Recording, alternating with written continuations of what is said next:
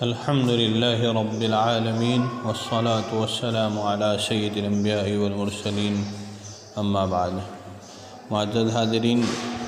آج کے حالات کے پیش نظر میں آپ کی خدمت میں چند باتیں قرآن و حدیث کی روشنی میں پیش کرنے جا رہا ہوں۔ ایک موقع پر ہارون رشید کی بادشاہت کا زمانہ تھا۔ ہارون رشید کی بادشاہت کے زمانے میں ایک بہت بڑا قحط آن پڑا، اور قحط اتنا شدید تھا کہ جس نے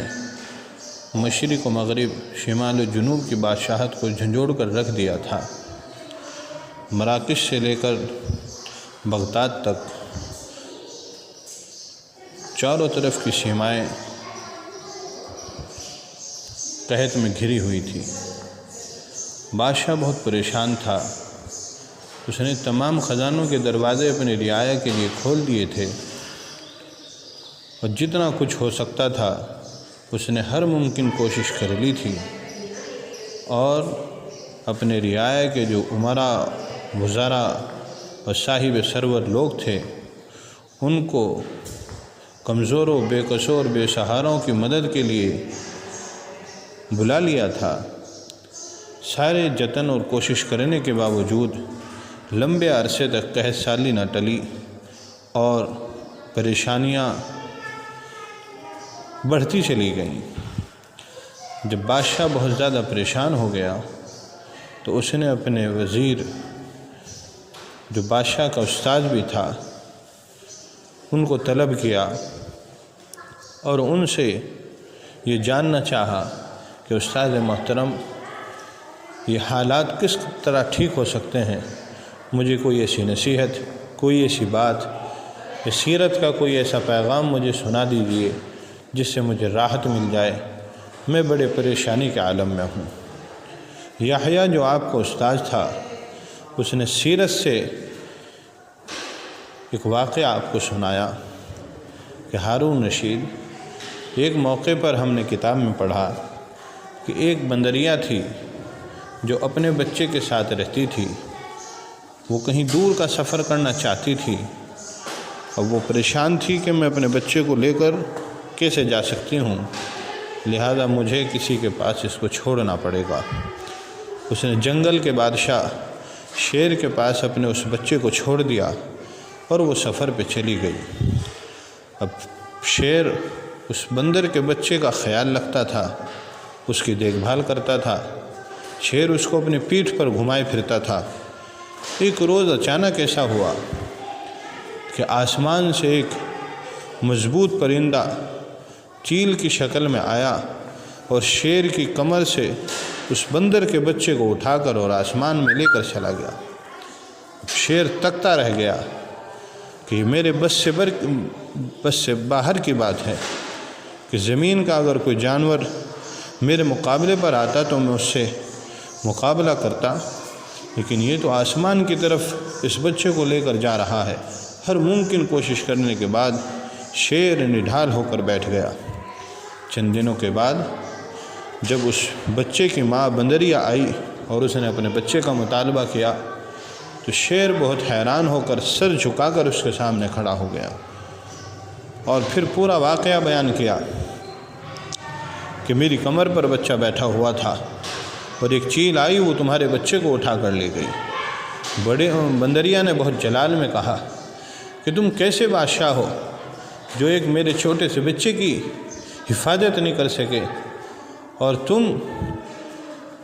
سب کی حفاظت کیسے کر سکتے ہو؟ تم جنگل کے بادشاہ کہلائے جاتے ہو۔ شیر نے بہت ہی عارفانہ، محققانہ ایسا عجیب جواب دیا، کہا کہ بندریا، میں زمین کا بادشاہ ہوں، اگر زمین سے کوئی آفت آتی میں اس کا مقابلہ کرتا، لیکن وہ آفت جو تمہارے بچے کو لے کر چلی گئی ہے وہ آسمان سے آئی ہے، اور آسمان سے آنے والی آفتیں قدرتی ہوتی ہیں، میں اس کا مقابلہ اپنی طاقت، اپنی صلاحیت، اپنے جان و مال سے نہیں کر سکتا تھا۔ یحییٰ بن خالد نے سر اوپر اٹھایا اور بادشاہ کی طرف چہرہ کر کے یوں کہا کہ بادشاہ سلامت، یہ جتنی آفتیں، جتنی پریشانیاں اور قحط سالی کا یہ بازار گرم ہے، یہ زمینی نہیں ہے، یہ خداوند قدوس کا فیصلہ ہے۔ اگر یہ زمینی ہوتی تو آپ بادشاہت کے ذریعے سے اس کو روک سکتے تھے، آپ طاقت کے ذریعے سے اس کو ختم کر سکتے تھے، آپ مال و دولت نچھاور کر کے اس کا مقابلہ کر سکتے تھے،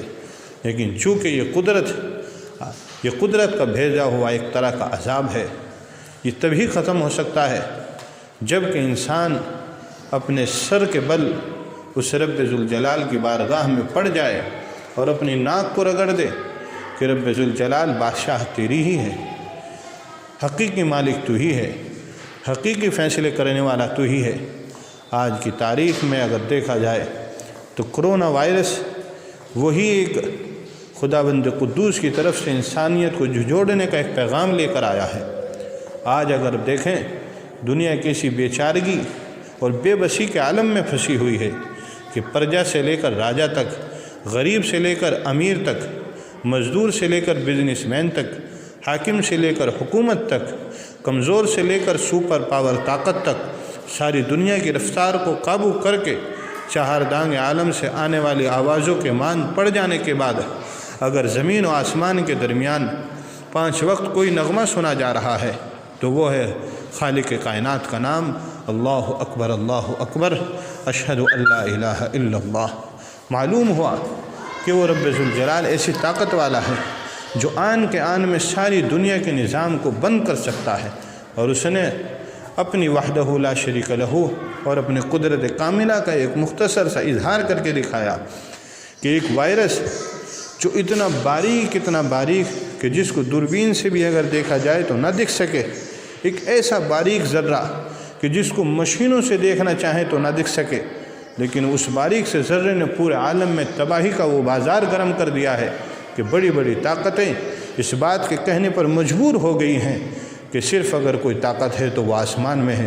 اسی کی طرف رجوع کرنے سے ہماری یہ بلائیں ٹل سکتی ہیں۔ آج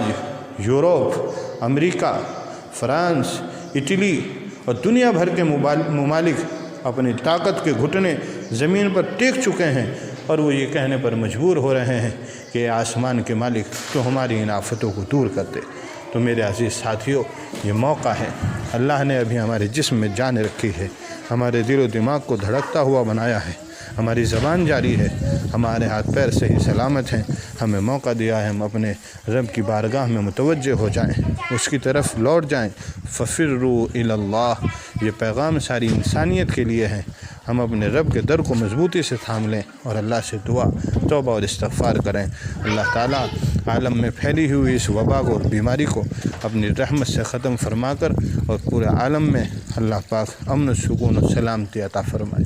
آمین۔ السلام علیکم۔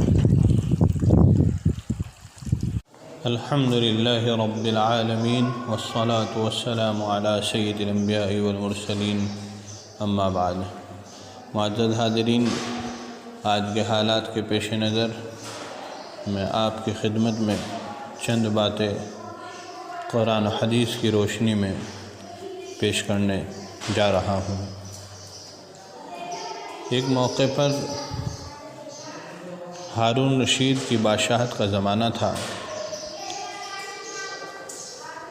ہارون رشید کی بادشاہت کے زمانے میں ایک بہت بڑا قحط آن پڑا، اور قحط اتنا شدید تھا کہ جس نے مشرق و مغرب، شمال و جنوب کی بادشاہت کو جھنجھوڑ کر رکھ دیا تھا۔ مراکش سے لے کر بغداد تک چاروں طرف کی سیمائیں قحط میں گھری ہوئی تھی۔ بادشاہ بہت پریشان تھا، اس نے تمام خزانوں کے دروازے اپنی رعایا کے لیے کھول دیے تھے،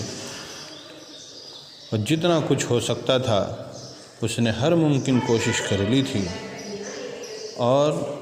اپنے رعایا کے جو امراء، وزراء اور صاحب سرور لوگ تھے ان کو کمزوروں، بے قصور، بے سہاروں کی مدد کے لیے بلا لیا تھا۔ سارے جتن اور کوشش کرنے کے باوجود لمبے عرصے تک قحط سالی نہ ٹلی اور پریشانیاں بڑھتی چلی گئیں۔ جب بادشاہ بہت زیادہ پریشان ہو گیا تو اس نے اپنے وزیر جو بادشاہ کا استاد بھی تھا ان کو طلب کیا اور ان سے یہ جاننا چاہا کہ استاد محترم یہ حالات کس طرح ٹھیک ہو سکتے ہیں، مجھے کوئی ایسی نصیحت، کوئی ایسی بات، اس سیرت کا کوئی ایسا پیغام مجھے سنا دیجیے جس سے مجھے راحت مل جائے، میں بڑے پریشانی کے عالم میں ہوں۔ یحییٰ جو آپ کا استاد تھا